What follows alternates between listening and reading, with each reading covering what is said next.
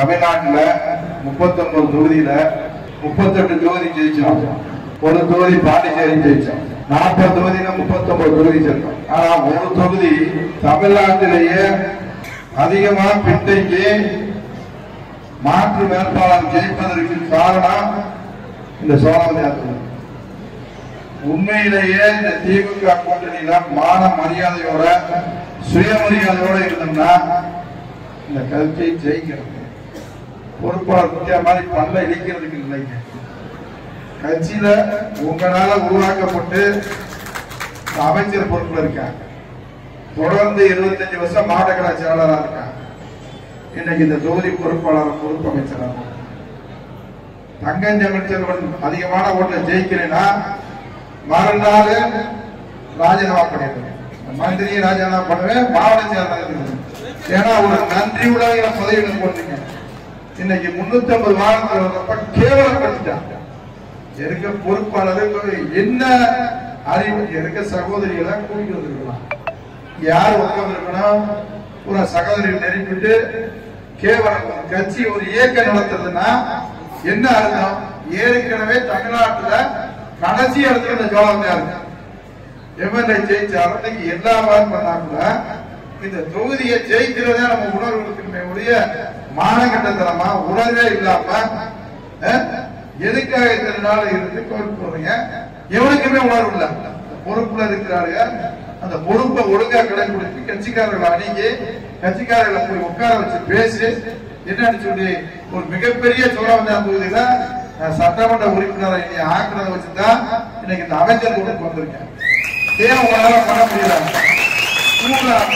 அரசியல் இப்படி உருக்கூடாது. முதல்ல பொய் சொல்றத விடுங்க. பொய் சொல்றத விட்டுட்டு உண்மையா பாருங்க. பார்க்க முடியலையா? உதவிக்க நானே கடைசி விட்டுட்டு வந்து இங்க உட்கார்ந்து பாத்துக்கிறேன். எனக்கு தெரியும் எப்படி ஓடுவாங்க. ஆனா அதுக்காக பாலுல தண்ணி ஊத்துற மாதிரி எல்லா பேரும் இந்த ஆளுக்கு அந்த ஆளுக்கு இன்னைக்கு கூட மறந்துருங்க. அப்புறம் மூர்த்தியினுடைய பேச்சு எப்படி இருக்குன்னு உங்களுக்கு தெரியும், என் நடவடிக்கை எப்படி இருக்குன்னு தெரியும். அதுக்கு வாய்ப்பு கொடுக்குறாங்க. நீங்க இருந்துதான் மக்களை சந்திக்கணும்னு அவசியம் இல்லை. என்னால சந்திக்க முடியும், செய்ய முடியும். ஏன்னா வேதனையோட நின்று நாங்க இங்க பேசிட்டு இருக்கிறோம். ஒரு உண்மைக்கு புறமான செய்திகளை சொல்றது, அது முழு உணர்வோட பண்றது இல்ல. என்ன அர்த்தம்? என்ன அர்த்தம்? ஏதோ வந்த போனோம்ன்றத தேர்தல முதலமைச்சர் டிவி பார்க்கல, எதற்கு வாக்கு சேகரிக்கிறதுக்கு காரணமா இருக்கக்கூடிய அமைச்சராக இருந்தாலும் சரி, மாவட்ட செயலாளராக இருந்தாலும் சரி, அத்தனை பேரை நீக்கி நடவடிக்கை எடுத்து சொல்லியிருக்காரு. அதை பலமுறை சொல்லி நீங்க மக்களோட பாருன்னு சொல்றான்.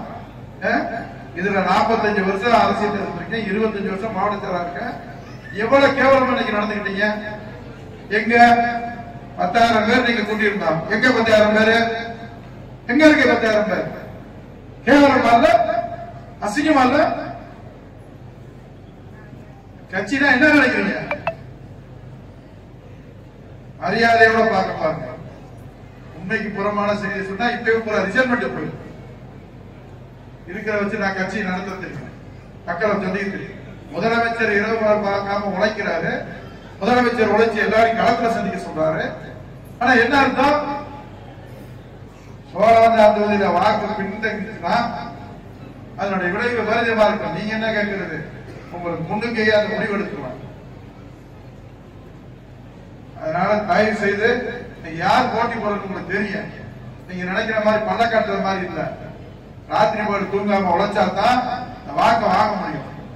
அந்த வாக்கு வாங்கி வெற்றி பெறது இன்னைக்கு தங்கத்தமிழ் செல்வன் நம்முடைய தேனி நாடாளுமன்றத்தில் ஜெயிக்கிறார்னா அதுக்கு சோழவந்தையா தொகுதியில் தான் இருக்குன்னு அவர் அறிவை கொடுக்கிற வாடிப்பட்டியில் இருக்கும் போது நாங்களாச்சும் பொறுப்பேற்றுக்கிட்டீங்க.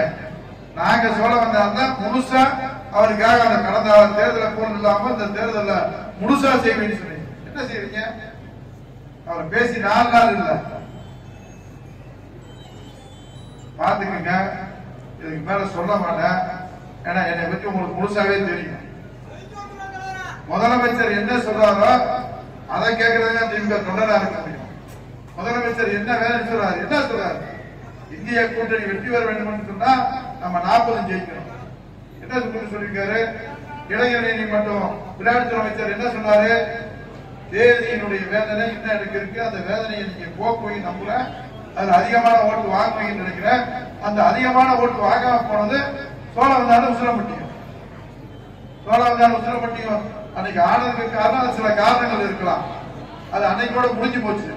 வேட்பாளர் குறைபாடு இருக்கலாம், நம்மகிட்ட குறைபாடு இருக்கலாம், அதெல்லாம் இல்லை. இன்னைக்கு தேதியில என்ன பண்ணணும்? இன்னைக்கு தேதியில நம்ம முயற்சியோட உழைக்கணும். உழைச்சா என்ன இருக்கும்? 20 நாள் கஷ்டப்பட்டு வேலை பார்க்க முடியாதா? 20 நாள் வேலை பார்க்க என்ன பண்ண போறீங்க? இன்னைக்கு நடந்தது அத்தனையும் துரோகம். எனக்கு துரோகம் பண்றது இல்ல, தங்கத்தமிழ் துரோகம் பண்றது இல்ல. நான் இன்னைக்கு முன்னுக்கணிப்பேன். இன்னைக்கு சொல்றதா இனி என்னுடைய இலக்கே சோழவந்தான் தான். எத்தனை 7 தொகுதி 6 தொகுதிக்கு நான் பார்த்தா கூட சோழவந்தான் தொகுதியில தான் எத்தனை நேரம்னாலும் என்னுடைய கவனம் இருக்கும். இன்னைக்கு கூட மறந்துட்டு முழு நேரமா இருந்து வேலை வாங்கல பாருங்க. அதுதான் நல்லதா இருக்கும். அதுதான் இந்த கட்சிக்கு கொண்ட விசுவாசமா இருக்கும், முதலமைச்சருக்கு கொண்ட விசுவாசமா இருக்கும். தன்னைத்தானே ஏமாத்திட்டீங்கன்னா விளைவு வேற மாதிரி இருக்கும். இந்த தமிழ்நாட்டுல ஒரு இழுக்கான செய்திக்கு வாழ்நாள் பூரா இந்த தொகுதி இந்த மாவட்டம் எப்ப இருக்கு?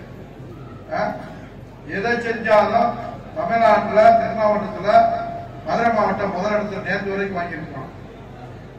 எதுவா இருந்தாலும் வாங்கியிருக்கிறோம். இன்னைக்கு பூரா நான் பார்த்து வளர்த்தாரு, நான் கூட இருந்து தலைவர் பேசாரு. எவ்வளவு பெரிய துரோகி பண்றீங்க? ஏன் எப்படி உங்க மனசு வருது? எத்தனை வாகனங்களுக்கு எவ்வளவு போய் சொல்றீங்க? யார ஏமாத்தனுக்கு? முதலமைச்சர் ஏமாத்தனுக்கா? பார்த்துக்கங்க. துரோகம் செய்த ஈடுபடுறா நான் வேற பச்சையா சொல்றேன். நீங்க நிறுவருங்க, நீங்க போட்டு கொடுங்க. அதனால ஒண்ணும் தப்பு இல்லை. ஏன்னா உண்ட நிலவரத்தை தான் சொல்றேன்.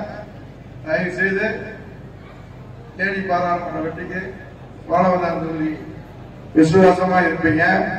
2019 பண்ண அந்த துரோக செயல் நம்ம செய்யலைனாலும் அன்னைக்கு பட்ட காயத்தை, அன்னைக்கு பட்ட இது, அந்த முதலமைச்சர் பட்ட அந்த ஓட்டை வாங்கி கொடுக்காம இந்த 2 தொகுதி தான் தேனி பாராளுமன்ற தோல்விக்கு காரணம். அதை மீட்கணும்னா நீங்க ராத்திரி பூரா உணர்வோட உட்காந்து அவன் ஊர்ல போய் வேலை பார்க்கணும். செல்போன்ல வேலை பார்த்தா செல்போன் அரசியல் தேவையில்லை. மக்களை போய் சந்திங்க, அங்க என்ன குறைன்னு கேளுங்க. அப்பதான் அரசியல் சோழவந்தான் தொகுதியில வெற்றி பெற முடியும். நிச்சயமாக அண்ணன் தங்கத்தமிழ் செல்வன் அவர்களுக்கு 6 தொகுதிக்கு நான் பொறுப்பாளராக இருந்தாலும் சோழவந்தான் தொகுதியிலே முழு பொறுப்பாக இருந்து உங்களுடைய வெற்றிக்கு சோழவந்தான் தொகுதி